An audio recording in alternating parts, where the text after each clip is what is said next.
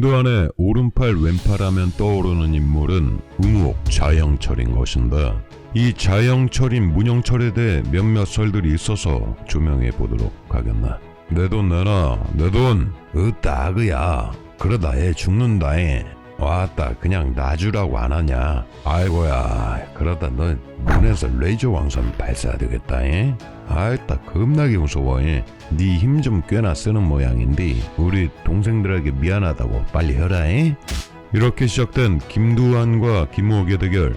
바로 이 야인시대의 장면은 익히들 알고 있을 것인데, 아니 무슨 결투를 한나절을 하게 되지.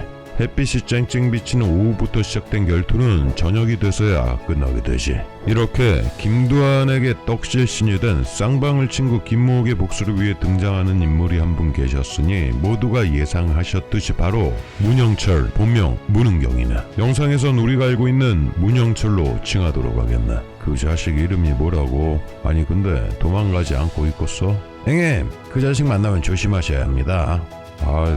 내가 설마 그 거지 새끼한테 당하겠냐. 생각 좀 하고 안 사냐. 하지만 이랬던 문영철은 당해버리게 되지. 그렇게 시작된 인연으로 인해 김두한은 훗날 이들의 큰형님이 되고, 김두한 하면 빼먹을 수 없는 오른팔과 왼팔이 되었던 것인데, 근데 우리가 알고 싶은 내용은 당연히 이런 것들이 아닐 터 최대한 사실을 알고 싶은 것이 분명할 것인데, 문영철은 드라마에서처럼 김두한을 만난 것이 아니네. 참고로 이 영상의 모든 내용은 100% 사실이 될 수는 없겠지만, 문영철을 증언했던 그의 가족 그리고 일부 관계자들의 증언을 토대로 조명해 보도록 하겠네. 이 영상이 만약 사실이 아니라면 아마도 영원히 문영철에 대한 사실은 어디에도 없을 것 같네. 우선 이 드라마의 내용과는 다르게 김두한 자서에서 실린 그들은 어떻게 조명이 되었던 것일까? 사실 이 김두한 형님은 개인적으로 상당히 좋아하는 하지만 이 자서전은 좀 너무 자랑을 많이 하셨어. 다른 이들 부하들에 대한 내용이 거의 없네. 거의 뭐 형님 이야기들 뿐이니 그 점이 상당히 아쉽네. 동료들의 일화와 실력도 좀 자세히 기록해줬었다면 정말 대박이었을 텐데. 말이 나와서 말인데, 두한이 형님이 말씀하신 싸움의 비법 하나를 소개하자면, 우선 맷집이 상당해야 하네. 그리고 몸은 바람처럼 날쌔야 하지. 씩씩. 이것은 입에서 내는 소리가 아니야. 씩씩. 그리고 담대해야 돼. 싸움은 쪼는 순간 끝이네. 남자가 배짱이 있어야지. 라고 하셨지. 다만 자서전에서는 김무옥과 문영철의 격투 이야기는 없네. 그리고 어느 순간 부하가 된 그들을 김두한은 권투 선수 문영철, 유도 선수 김무옥으로 소개했으며, 이 자서전에선 왁게지마와의 대결에 유일하게 함께했던 인물로 회고했지. 그런데 이 김두한이 회고했던 문영철이라는 인물에 대해서 반박하는 의견이 있는 것인데, 실제 문영철은 독립적인 세력이었고 김두한의 부하가 아니었다는 설이네. 왜 이런 설들이 존재하는가 하니, 김두한이 1946년 대한민청 감찰부장을 맡을 당시 부하들의 명단이 기록적으로 존재를 하는데, 여기에 문영철이 존재를 하지 않는다는 것이나, 이 명단에는 우리가 아는 김관철, 신영균, 김무옥, 김영태, 조이창 등이 포함되어 있고, 우리가 잘 알지 못하는 상당히 많은 인물들이 있네. 그중 김국진이란 이름도 있네. 물론 그 김국진 씨는 아니겠지. 그렇다면 왜 이 문영철은 당시 명단에 포함되지 않은 것일까? 그 행적을 찾으려면 관련자들의 이야기를 조합해봐야 하는데, 다행히도 이 문영철에게는 부인과 그의 아들이 있었으니 그가 바로 외아들이신 문수영 목사님이시지. 또한 남겨진 기록들을 봤을 때 문영철은 실제 권투 선수가 맞았으며, 1949년 5월에 발간된 동아일보 기사에 따르면 이 문영철은 권투 예선전의 명단에 존재하고 있고, 라이트급이었던 걸 봐서는 상당히 마른 체형이었던 것 같네.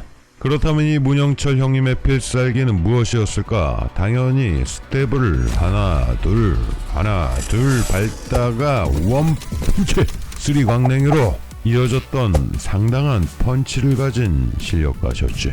그리고 문영철 하면 떠오르는 인물은 당연히 김무옥인 것인데, 김무옥의 따님 역시 어느 날 TV에 출연하여 김무옥에 대해 살포시 회고를 하셨지. 하지만 너무나 살포시 하셨네. 그리고 이혁재 형님과도 만나셨는데 많은 이들이 문영철과 김무옥은 6.25 때 전사하였다고 알고 있지만 이 따님께서는 아버님은 전수를 누리고 가셨다라는 증언을 하기도 했었지. 다만 안타깝게도 더욱 자세한 이야기를 하신 것이 없기에 우리가 알고 싶어하는 흥미로운 이야기는 거의 없었네. 혹시라도 이 영상을 보신다면 연락해 주시면 상당히 영광이겠습니다. 많은 분들이 아마도 기다릴 것입니다. 그렇게 만났던 이혁재와 김무옥 따님은 우와 우리 딸 왔어잉 라며 반기는 이혁재를 보며 아유 참 실제 아버님과 굉장히 닮으셨어요 이혁재씨 라고 말하기도 했었지. 아무튼 1946년 이후에도 김두한과 문영철이 함께했던 기록 또는 조서 내용들이 기록적으로 존재하지 않았기에 바로 이러한 설들이 있겠지만 그의 행적을 추적해보자면 기록에 없었을 것도 이해가 될 법도 하네. 먼저 이 문영철은 어린 시절부터 일본에게 나라를 빼앗긴 것에 대해 엄청난 울분을 가지고 있었다고 하며 그 울분은 권투에 대한 애착으로 이어졌던 것이지. 그리고 조선에서는 권투 선수로서 활동을 하기가 싫으셨는지 1940년 이후에는 만주 지역에서 경기를 했었다고 하는데 바로 이때 독립군들이 만주 지역에 있었던 때이기도 하네.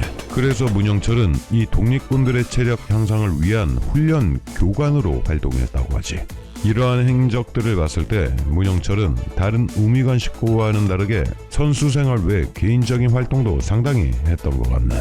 그랬기에 앞서 언급된 1946년 명단에 존재하지 않았을 가능성이 있다는 것이지. 그렇다면 김두한과 문영철은 대체 어떻게 만났던 것일까? 독립군의 체력훈련 교관이었었다면 당연히 백야 김자진 장군님에 대한 존경도 상당했을 것이네. 당시 김두한은 자신이 장군님의 아들이라고 오래전부터 이야기하고 다녔을 때라 문영철도 김두한을 만나고 싶어 했던 것인데 이렇게 김두한의 친구 정복수 씨를 통해 김두한을 소개받게 되고 그 의리를 이어갔던 것이지.